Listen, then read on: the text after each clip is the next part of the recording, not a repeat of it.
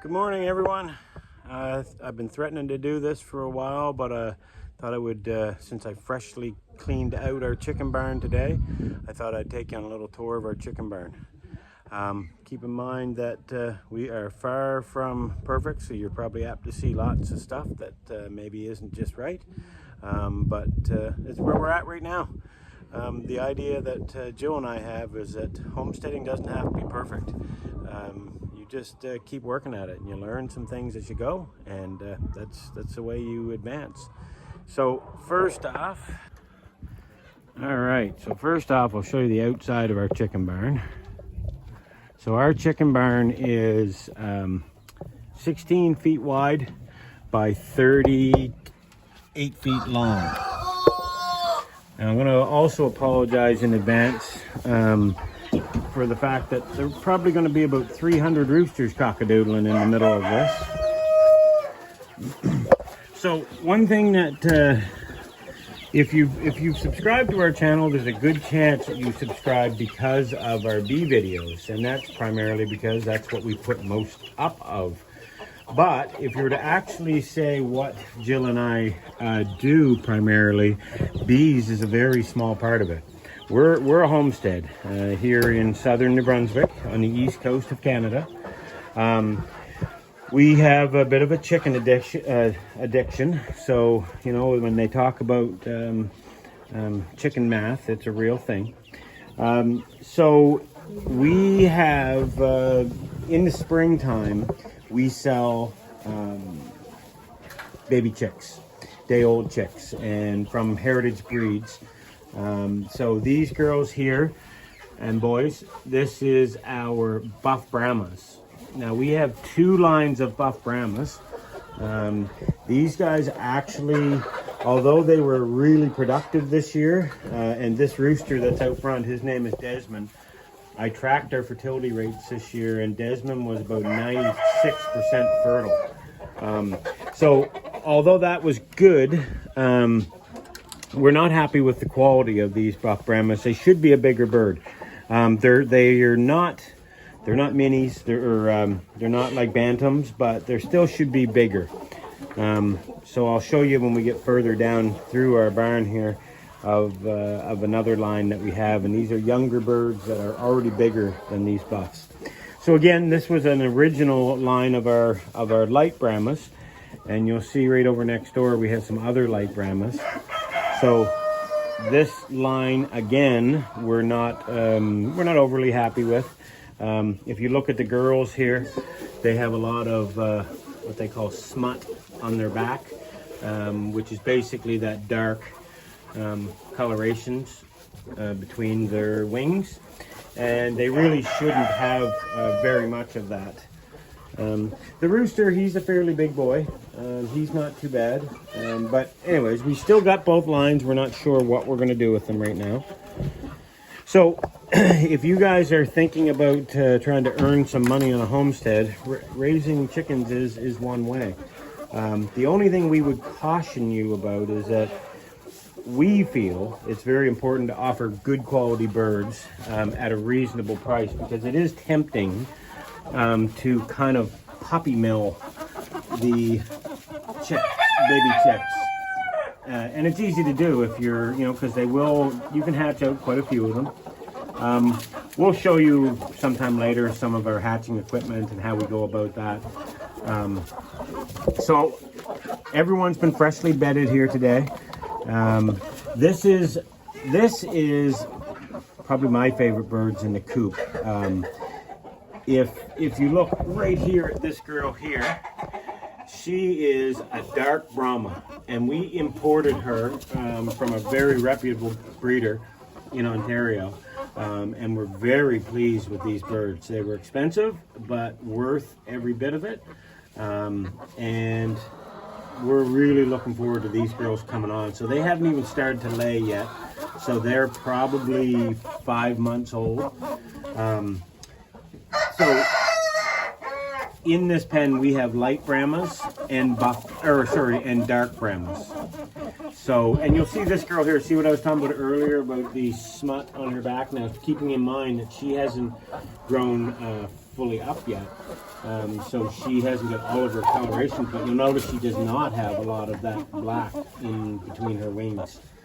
I'm going to just pause this for a second and I'll see if I can dig out a couple of these birds. All right, so this is our hen. This is our pullet. She hasn't started to lay yet. You'll notice that her comb is quite light, but it is starting to darken, so she won't be that far away from laying. And this is our boy. This is our rooster. So he's just starting to develop. He's just getting his tail feathers starting to grow some length to them. But I find both of these birds to be very striking color-wise. I'm really, really anxious to see what their offspring are going to look like, and to see what size these girls grow up to be. Girls and boys grow up to be, because Brahmas technically should be one of the biggest breeds, or the biggest breed of chicken out there. So I think the roosters are supposed to be 11 pounds when they're full grown. Now the Brahmas do take a little longer to grow, but we think it's worth it.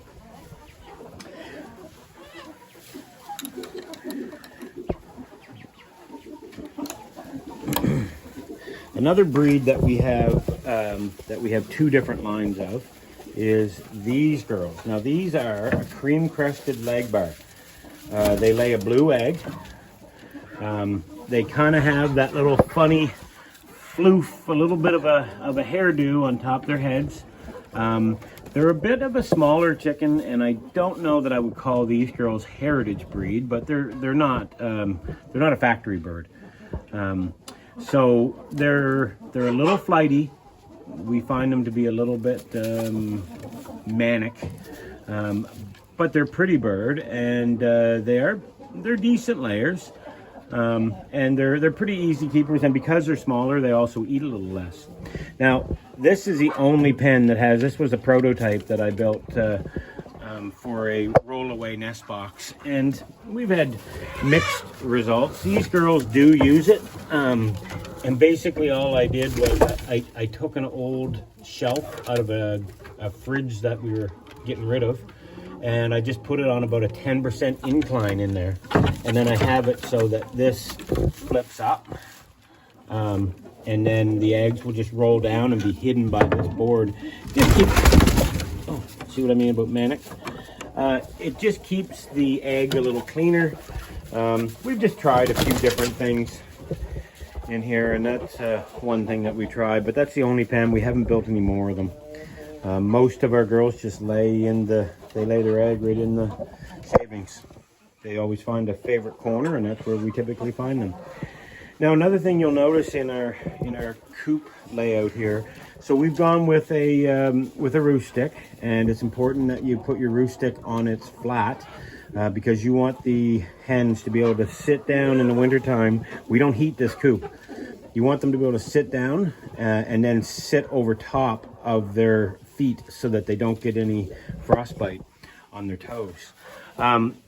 These water dishes, so now on a day like today where we've just cleaned up and rebedded everyone, they will fill their water dish with some of the shavings. But what this dish is, it's a heated water dish. So you'll see over in this pen that there's a receptacle over there, and we plug each of these dishes in, and we found it, because we're getting ready for winter here, we found this to be a very good way to keep water from freezing and make sure our birds always have some fresh water.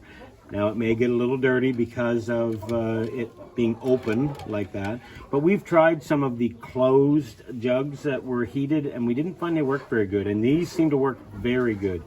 So it just means that when we come out and do our chicken chores in the morning, that we do end up having to probably dig them out, give them a little wipe out with a cloth or a brush. But we found them to be a really good thing for us for watering.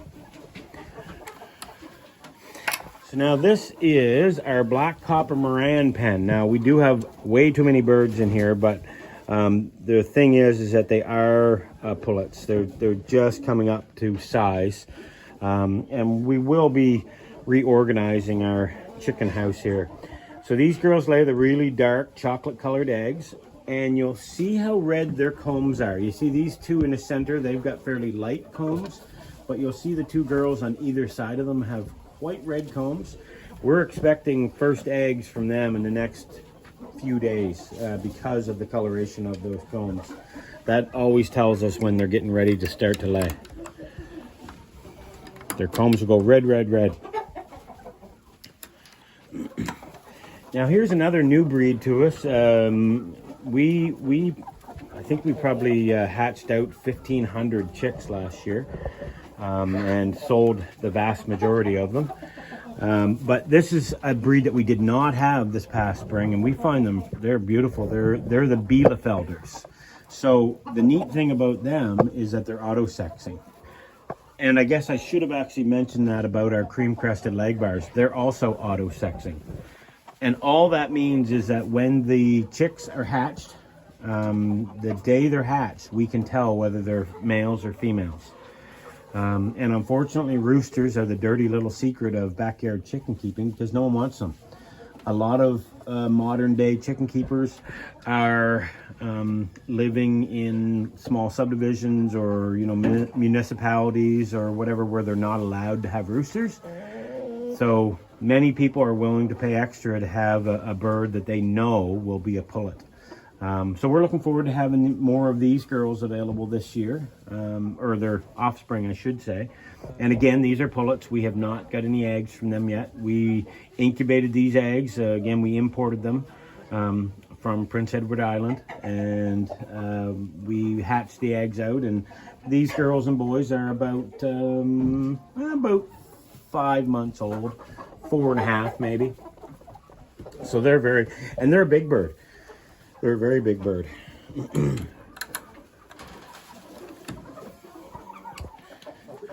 Now you see a couple of these girls here. They're kind of still going through a molt. They're rather haggard looking.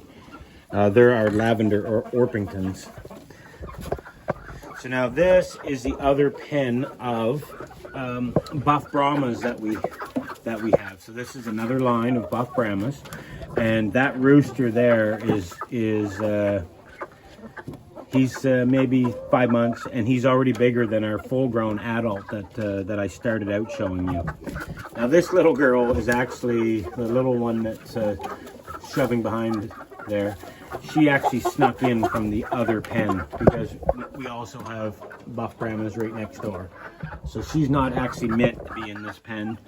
Everyone else that's in this pen is from our other line.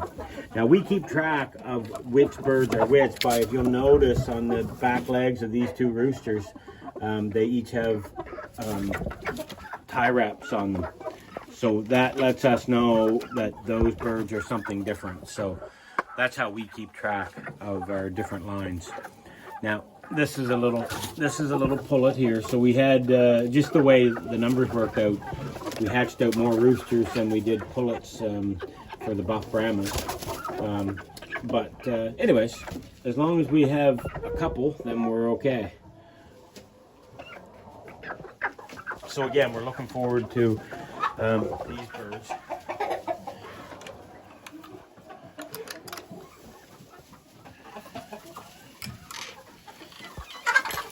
Now here's our biggest pen we have in the coop, and it just so happens that we've got our buff Brahmas in here because we hatched out so many of them this year.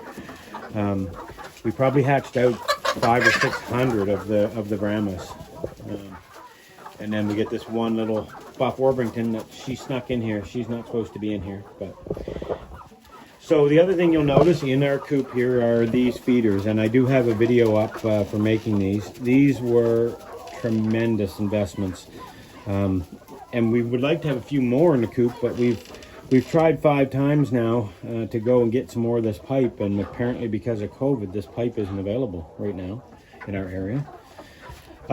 At any rate, these probably saved us 25% of our food costs for all of our birds in the barn here, just because it stopped them from wasting it, kicking it out onto the floor. So this, you'll notice here that there's some different birds, and I'm not sure who's familiar with buff Brahmas, but that guy that just ran by, the males, the roosters, they have a darker shoulder patch on them. So if you look at that guy that's strutting right to the right, second bird behind there, you'll see his shoulder, his wings are much darker than all these other ones. Well, all these other ones are females. And that darker shoulder patch, he's a rooster. So the Brahmas are probably our favorite breed of chicken. They're very, very docile.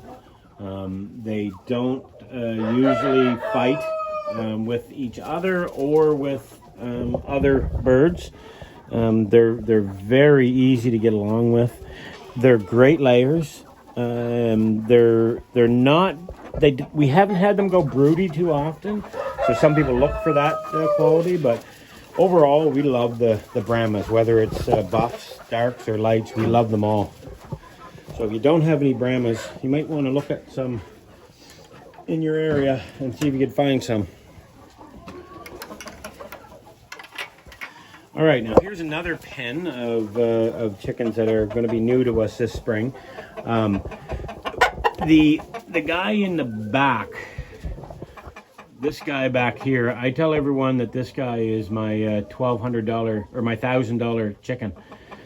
And the reason for that is that we bought a whole bunch of very expensive hatching eggs, and he was the only bird that hatched. So we spent $1,000 for that one bird. So this pen, what these guys are, they are, I always get this wrong. They're blue laced red wyandottes.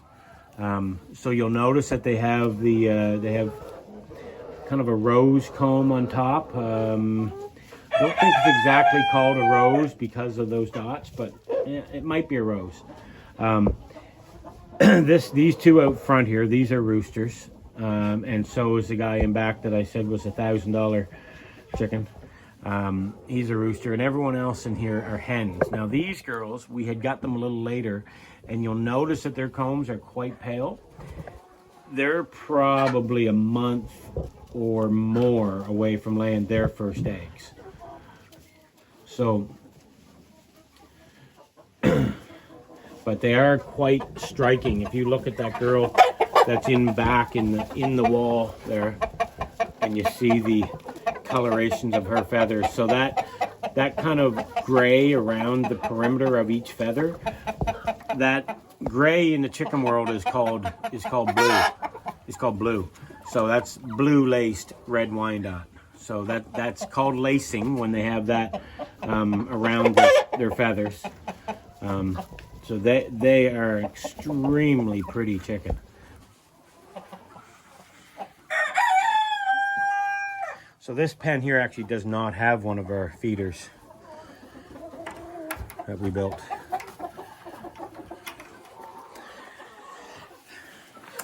And this pen here, this is our lavender and our buff Orpington. Now you'll notice this girl here has a little bit of, oops, she moved. But this girl over on the left here had a little bit of purple right on her butt. What that actually is, it's a medical treatment that we've sprayed on her because some of the other birds picked on her. So it's blue coat. So it's nothing to do with, her colors aren't actually normally purple, even though they're called lavender. So yeah, these are Orpingtons. Very big birds. Everyone in here is a girl. And these girls are all for sale. So we finished hatching and selling our baby chicks this year. And then anything that was extra we kept, and we're raising them out as pullets, and we'll sell them as a point of lay pullets. So these girls are getting pretty close. We actually had someone come last week, I think they bought maybe 3 of the buff Orpingtons, these yellow ones here, or orange ones. And she messaged us a day later and said she got a first egg from them. So now we have not got any eggs from these girls, but we try to, when we sell the pullets to our customers, we always try to give the customer the oldest chick or oldest pullet so that they'll get eggs right away. The jury's out whether it was worthwhile raising pullets or not, because it takes 6 months to raise them up, and we pay for the feed that whole time. We still hatched them and did all that stuff, and when we sell a chick, we get $10 or $15, and we don't have to do anything more than just incubate it. So jury's out, and a lot of people don't like to pay a lot of money for the pullets, but you know, we sell them right now. I think we're selling $30 a piece for our regular, what I'll call our regular breeds, which are like the Orpingtons. And if you take 4, we'll sell them for $100 for 4. But you know, we have a lot of money into them by the time we get them to that stage, and labor. And so this is another pen of our cream crested leg bears. And basically these are second generation from the ones that I had showed you earlier in this video. And these girls are the ones that I said I forgot to mention were the auto-sexing. So they, we can tell their offspring are boys or girls as soon as they hatch. And you'll notice they have the little poofs on the tops of their heads, the girls do. The boys have a little bit, like you'll see this guy's got a few little sprigs in behind his comb. And yeah, and these guys, like I said, they lay a blue egg. So that we had a lot of people wanting these birds this year, but we didn't hatch. I think we only hatched about 50 chicks, just because we had poor hatch rates, and we had we just had some problems with them. They weren't laying very well. And now this breed here, this is the last of our silver gray Dorkings. And we tried them out, and they were our least favorite chicken we've ever owned. Their fertility rate was under 15%, when everyone else's was running 75 to 85. They laid very poorly, and they were very big birds, so they ate a lot. So this is one of the last little pullets that we hatched out. I think she's trying to holler at me. And anyway, we'll move her along on her journey at some point, and that'll be the last we have of those. And then this is just our grow out pen out here. So we originally this summer had planned to grow out a lot of these pullets outside, and the first night we put them out there, a raccoon got into our mobile chicken tractor and killed 75 of them or something. And they were mostly all females, so worth, you know, $25-$30 to us. So anyways, then we ended up having to bring them back in the barn. So we have more birds in here than we would like to right now. But it's just the way it is. So, you know, our barn looks a little cramped, and you can't swing a door open fully, kind of thing. But we're pretty happy with the design. We've been in this barn now for about 11 months. We've been keeping birds in here, and it's been a godsend to us compared to what we used to do. Yeah, I mean, we're still very happy. We have these lights. We have 4 lights that are set up, and I actually have them on a mechanical timer over here. And so we actually run more light in this barn, like this time of year and all through the winter, to basically simulate a longer day, and it'll just keep our birds laying. Now, you're not wrong if you don't supplement with light, but we do it because we want to be ready in the spring to sell the baby birds. So we want to start hatching birds early, so we need eggs early. The other thing that we have in this barn is that last year when we built it with these clear panels on the roof. They've been really good on the shoulder seasons, spring and fall. They're excellent. They help us keep the temperatures up, and even wintertime they're pretty good when the snow stays off. But in the summertime, it acted almost like a greenhouse in here. which is why we ended up with a fan up here, and we actually got to put a bigger fan in. We're going to put a fan at both ends of this building. The other thing you'll notice looking around here is that we're in desperate need of a vacuum up in here to get rid of some of the dust and stuff that the chickens produce. And I guess the last thing I'll maybe show you here is that our water supply for this building comes in this frost-free water hydrant. So back in the 60s, my grandfather dug a spring across the road from our house, way up on the mountain, and then actually ran 1,500 feet of like 1-inch PVC pipe underground, so that it wouldn't freeze, and ran it down into our house and our old barn. And last summer when we built these barns, I tied into that line and put one of these frost-free hydrants in both barns.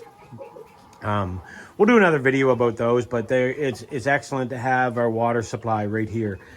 Next year, and when we get a little better, we will get to the point of having automatic waters and stuff, but we just didn't get there this year. So, and that's just the way it is when you're running a homestead. You do what you can do, and then that's it. All right, folks. Well, I've been threatening to do this tour of the barn, and I'm glad that we got a chance to take a look through. Anyone has any questions or wants to know anything about what we do, please send us a comment or question. Find us on our Facebook page or Instagram, or send us an email at beldinghillfarms@gmail.com. Thank you very much, folks. Have a great day. If you haven't subscribed to our channel, we'd love to have another subscription, and look for more homestead content coming up. We've primarily been about bees, but in reality, we really are a homestead first. The bees are one small part of what we're doing. So another day, we'll take you on a tour of our other barn, our main barn. And we'll show you all through. And just as a reference, these barns, we built these barns. The logs were cut off of our property. They were sawed on my Norwood HD 36 sawmill. So we sawed all our own material, and then we built the barns ourselves. We poured the concrete. We did everything ourselves. We wired them, built these pens, and between our two barns, our chicken barn is 16 by 38, and our main barn is 32 by 38. And then we have a 11-foot breezeway in between them that connects the two barns. We have, I think I figured it out, about $21,000 is what we spent to build those barns. And that's because all the material came from our property. So that was a chicken barn over my shoulder there that we just come out of. That's the breezeway that I was telling you about. It goes right in between, and then there's our main barn. So anyways, thank you very much for watching, and sorry for dragging on, but we really appreciate it. Have a great day. Bye.